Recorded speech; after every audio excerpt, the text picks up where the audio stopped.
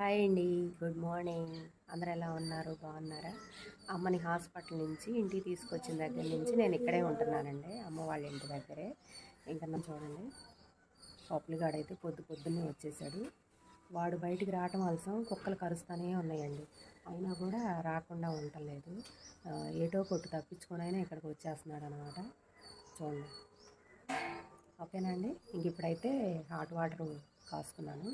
రోజు పొద్దున్నే ఇట్లా గోరువెచ్చటి నీళ్ళు తాగామనుకోండి, కొంచెం ఈ మంచుకి కొంచెం జలుబుగా అట్లా అనిపించింది కదా, కొంచెం రిలీఫ్గా ఉంటుంది.